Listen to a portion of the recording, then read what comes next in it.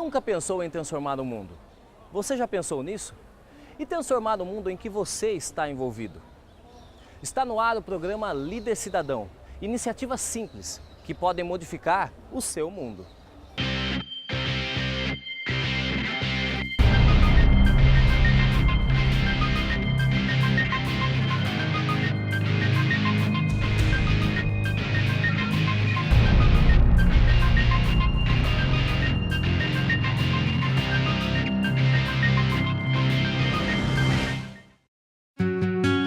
Conhecidos como 8 jeitos de mudar o mundo, os Objetivos do Desenvolvimento do Milênio são um conjunto de metas pactuadas pelos governos dos 191 países membros da ONU, com a finalidade de tornar o mundo um lugar mais justo, solidário e melhor para se viver.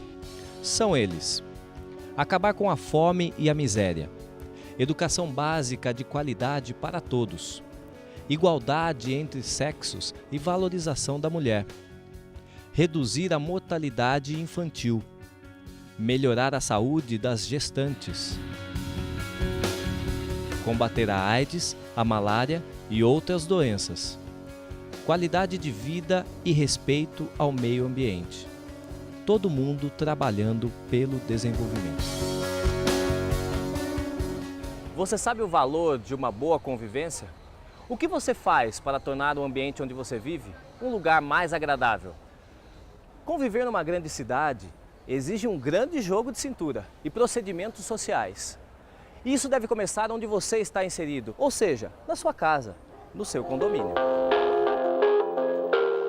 Moradores da Rua Maria Antônia, do bairro de Higienópolis, em São Paulo, onde nos últimos anos houve um boom imobiliário, lembram com saudosismo do tempo em que podiam circular com tranquilidade pelas ruas.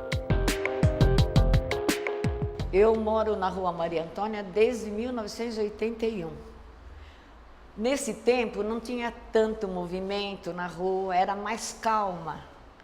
Agora tem mais movimento porque tem mais estudantes e tem mais comércio na rua, que não era tanto.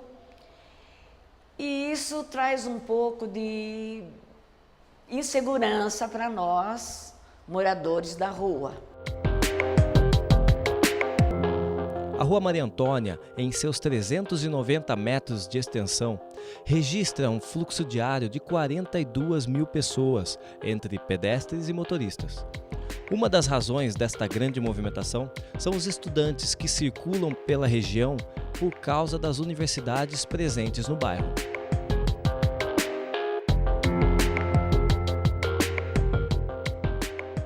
Eu, meus pais, como eu moro no Pacaembu, a gente faz parte da associação do bairro e o que a gente fez há um tempo atrás foi, através da associação, impedir que o Asilo Sampaio Viana se transformasse na FEBEM. Bom, eu acho que cada um tem um papel na sociedade e para cumprir meu papel, quando eu presenciei uma briga de trânsito na porta da minha casa, e eu vi que a PM e a Polícia Civil que estava envolvida nessa briga estava abusando da autoridade. Então eu fiz uma denúncia, na verdade eu fiz um relato e postei esse relato na minha página pessoal do Facebook. Então a gente quis evitar ao máximo para não... Porque afinal é perigoso chegar em casa, ficar com medo de acontecer alguma coisa, porque no final da rua tem uma FEBEM, de fugir alguém. Então foi isso que a gente tem buscado ajudar o bairro. E alcançou 13 mil compartilhamentos. E graças a isso a Corregedoria da Polícia foi acionada e a Polícia Civil e os PMs presentes estão sendo... Os PMs que estavam presentes estão sendo investigados. Olha... Na verdade, eu não costumo fazer nada, assim. Ultimamente, eu não ando fazendo muita coisa pelo meu bairro, pela minha rua.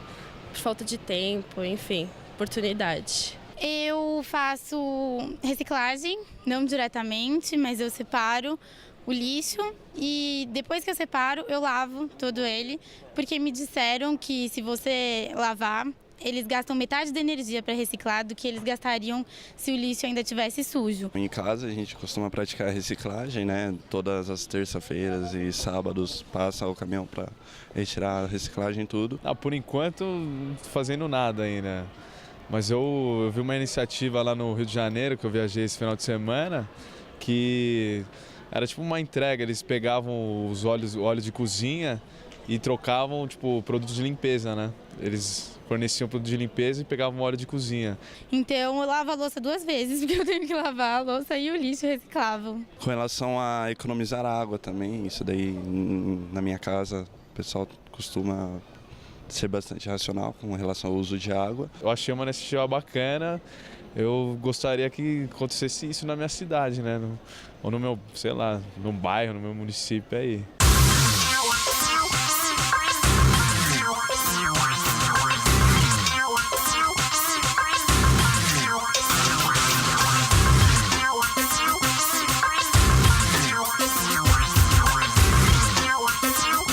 Quando a Marise chegou no prédio, o prédio já estava em estado de cair já, daí ela tomou posse em 2003 e daí ela iniciou uma reforma super importante para o prédio estrutural, na parte elétrica, na parte de encanamento e pintura externa, interna, e toda a reforma ela iniciou aqui e melhorou bastante, valorizou os apartamentos. Eu fui convidá-la a ser a síndica do condomínio, porque este condomínio estava meio abandonado.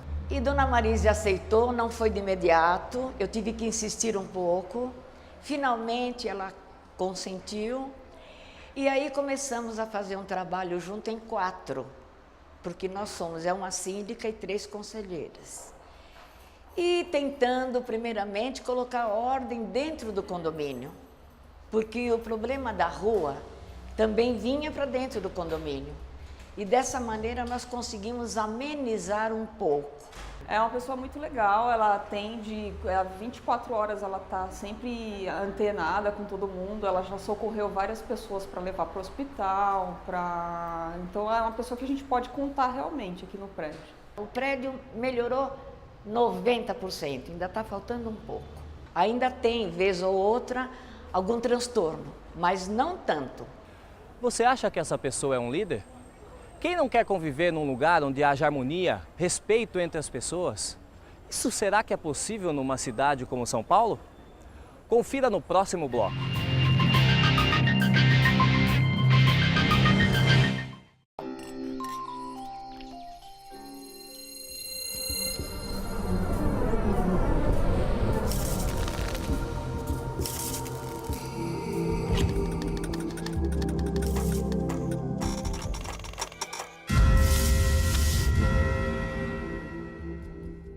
O Sinal da TV Digital já está no ar aqui na casa da família Bueno.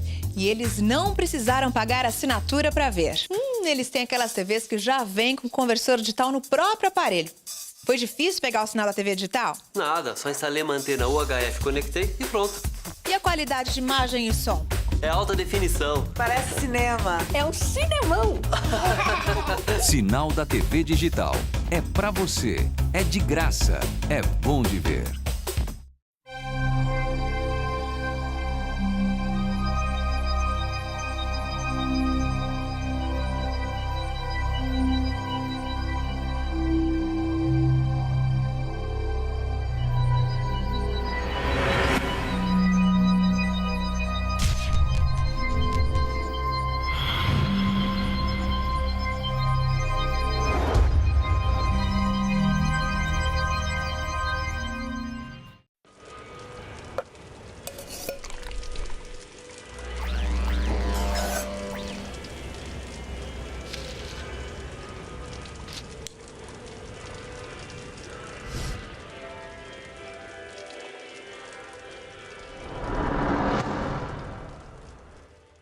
Liderar é influenciar e ser influenciado por um grupo de pessoas, buscando o alcance de objetivos pré-definidos de comum acordo.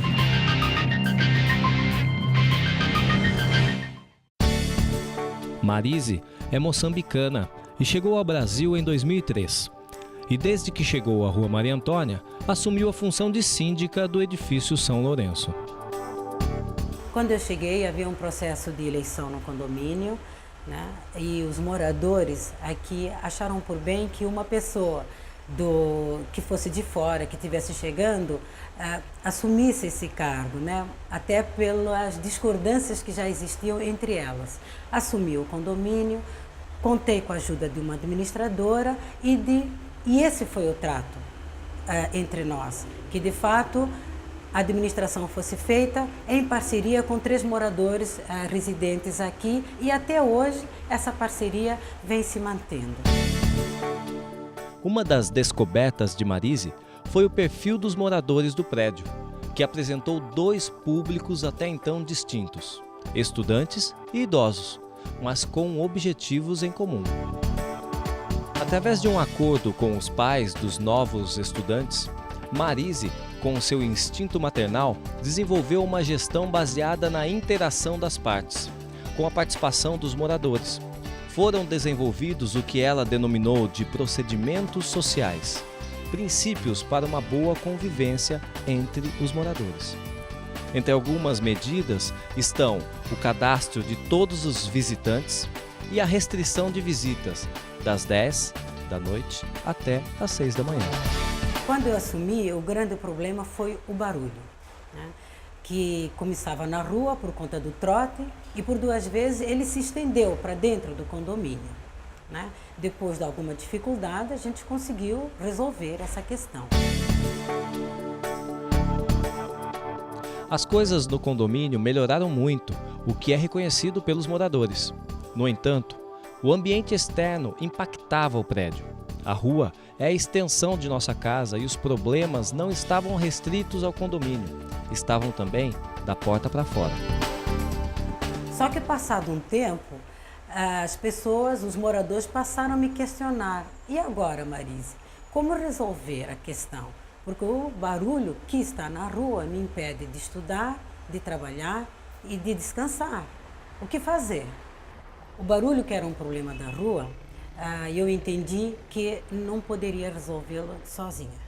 Então, busquei o síndico da frente, que era um síndico antigo na rua, e com isso juntamos todos os síndicos em uma reunião que foi muito interessante, percebermos que os problemas eram comuns na rua, que haviam, né, que era o problema de enchentes, o problema das calçadas, o problema de iluminação.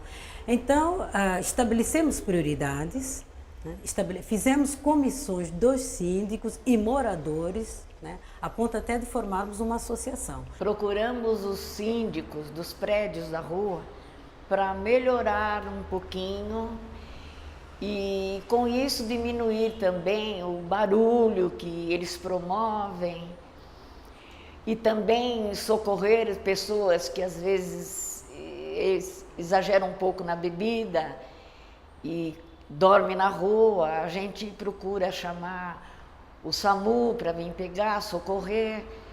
É o nosso trabalho esse. Acionamos a prefeitura para vir limpar os bueiros, manter a rua limpa, a iluminação também, que é péssima. Estamos trabalhando também para ver se melhora. Como vimos no programa de hoje, Marise exerceu a sua liderança, envolvendo líderes, síndicos, moradores e pessoas à sua volta. Ela mobilizou um grande número de pessoas e está mudando o seu contexto, está mudando o seu ambiente. Na volta, vamos ouvir especialistas, alunos, sobre esse assunto.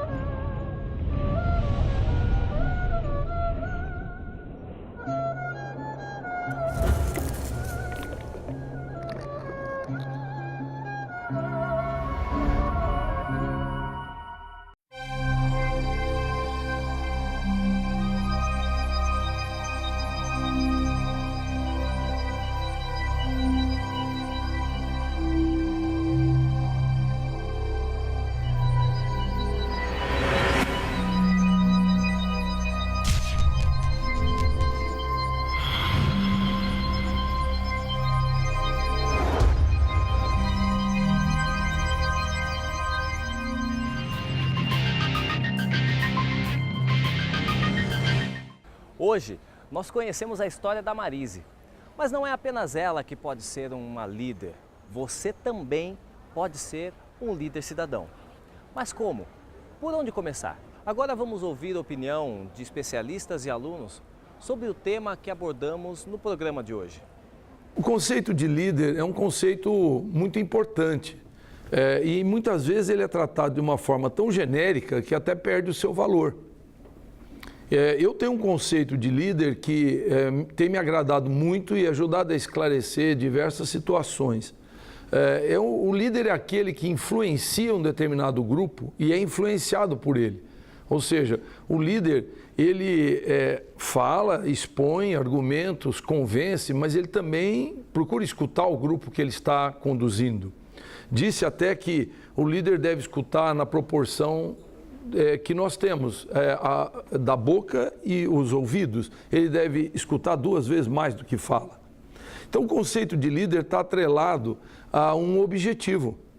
Então, ser líder é influenciar e ser influenciado por um grupo, conduzindo ao alcance de um objetivo pré-determinado, preferencialmente de comum acordo. Então, ninguém é líder se não tem um objetivo, não tem uma causa.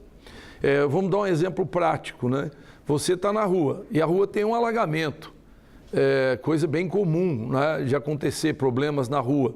Você diz, eu vou resolver esse problema é meu e a solução dele virá através dos meus esforços. Então você se reúne com os vizinhos, você vai atacar o problema do alagamento. Então você vai se envolver com as autoridades, você vai se envolver com os vizinhos, você vai encontrar inúmeras dificuldades. E aí, ouvindo a comunidade, expondo as suas ideias, levando adiante, você acaba resolvendo o problema do alagamento.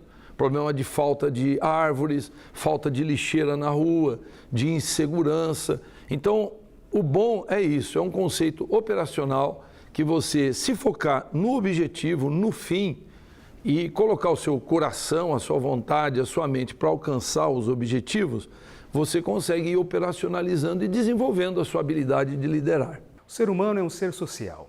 Ele precisa viver em sociedade, interagindo com outros seres humanos para sobreviver. Viver numa cidade grande é um paradoxo. Uma pessoa pode estar rodeada de outras pessoas e, mesmo assim, não ter relacionamento com as outras pessoas, algo que é tão importante para a sobrevivência. Por mais que a humanidade tenha se desenvolvido, criando organizações humanas sociais complexas, como os empreendimentos econômicos que geram riquezas e os governos que procuram organizar as relações políticas e sociais e econômicas, o ser humano, como ser social, tem sua forma fundamental de organização baseada na família e na comunidade onde está inserida. Do ponto de vista econômico e sociológico, a sociedade como um todo é dividida em 3 setores. O primeiro setor é o setor público. O governo, suas instituições públicas, como a justiça, polícia, escola, hospitais, etc. O segundo setor são os empreendimentos privados que visam lucro, como a indústria, o comércio e os serviços. O terceiro setor engloba organizações não voltadas para o lucro. Também é chamado de sociedade civil e pode ser composta por ONGs, associações de pessoas com objetivos sociais comuns.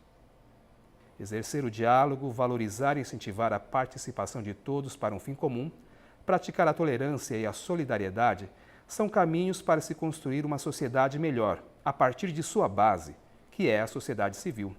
Pode-se mudar o mundo a partir de sua casa. O caso da Marise ilustra bem essa realidade. Uma pessoa comum, uma cidadã, envolvendo seus vizinhos, a comunidade onde ela vive, os comerciantes, o poder público, começou um processo de transformação social.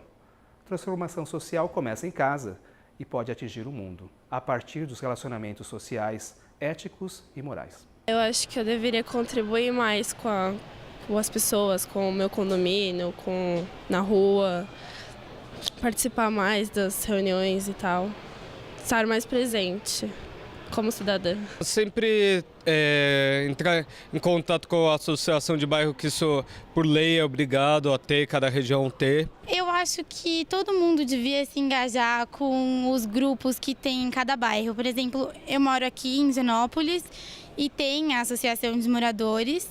Eu tento participar, assim, não diretamente, mas eventualmente. Às vezes eu escrevo alguma matéria para o jornal que sai, ou às vezes tento participar de alguma coisa que tem aqui na Praça Buenos Aires para recolher coisa ou para divulgar algum projeto. Tentar dar uma arrumada no bairro, por exemplo, lixo, se tiver algum lugar que esteja muito depredado, ajudar a pintar, arrumar. Acho que isso é um bom jeito de começar, assim, tipo, não deixar o bairro que as pessoas moram ficar feio, porque fica feio tanto para o bairro quanto para elas. E eu acho que, assim, se cada um participar, pelo menos do grupo do bairro, com alguma ação, todo mundo fizer isso, todos os bairros vão ser beneficiados e assim a cidade inteira vai melhorar. Cada um tinha que ter consciência de reciclar, né, seu próprio lixo, seu próprio, né, reciclar mesmo. Ter essa iniciativa aí. Eu acho que as pessoas não devem escalar diante da impunidade. E fora isso, eu acho que o mínimo que você puder fazer no seu dia a dia, seja um gesto pequeno, que você considere pequeno, é importante para tornar a sociedade, a vivência e o convívio, né, na sociedade melhor. O programa de hoje teve relação direta com o objetivo número 8. Todos trabalhando juntos pelo desenvolvimento. E você? O que você pode fazer para atingir esse objetivo? Até o próximo programa.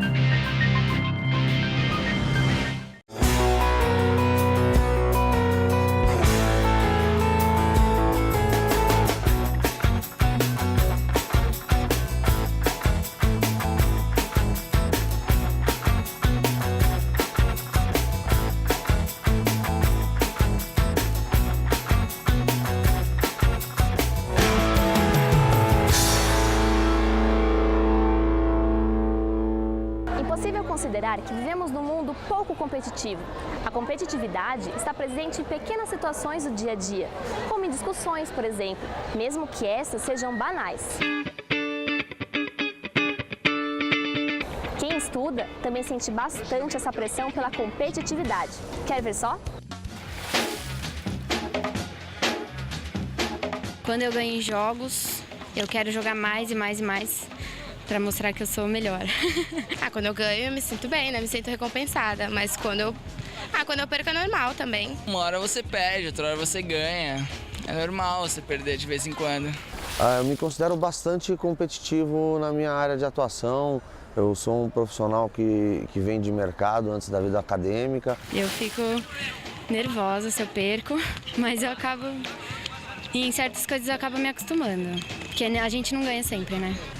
Quando perde, todo mundo perde, então tem que aceitar. Por mais que às vezes você procure ganhar e perca, você fica chateado, mas normalmente se você perde, você tem que aceitar, né? Jogo, tudo, faculdade, trabalho, vida. A vitória é muito boa. Sempre é bom ganhar, né? Eu acho primordial ganhar discussões quando tem uma discussão em jogo, assim, por exemplo, certo ou errado. Eu gosto de ter meu ponto de vista e ganhar. Eu acho que a mulher, pela minha experiência profissional, a mulher ela tem uma competitividade um pouco maior, talvez. Homem é competitivo, bastante futebol, jogos em geral, mulher. Agora, mulher é competitiva em tudo, questão de beleza, roupa, tudo. É mais competitiva. Eu acho que a mulher é mais competitiva, porque a mulher, além de competir em jogos, discussões, ela compete uma entre si, sabe? Uma com a outra. Roupa, homens. No esporte, acho que homem. Mais competitivo, não aceita perder. Agora, em outros aspectos, trabalho, acho que igual. Eu não sei te estimar por quê, mas é uma percepção minha, que as mulheres elas têm uma competitividade que é mais intrínseca, só percepção. Homem ou mulher, muito ou pouco competitivo, não importa. O importante é sabermos lidar com todas as situações da nossa vida, aprendermos uma lição e estarmos preparados para as próximas competições. Até mais!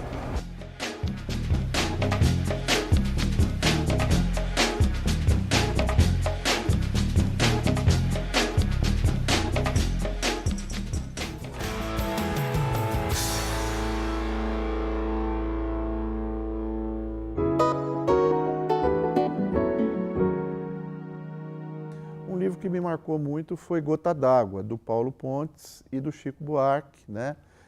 Que se transformou numa peça de teatro, que foi também encenada aqui em pleno auge da ditadura militar e que representou um libelo contra a censura na época, em favor da liberdade, não é?